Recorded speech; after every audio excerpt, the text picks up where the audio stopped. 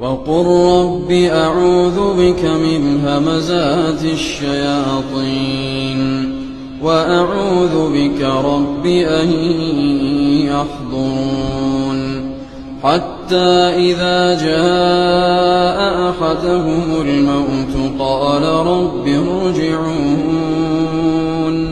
لعلي أعمل صالحا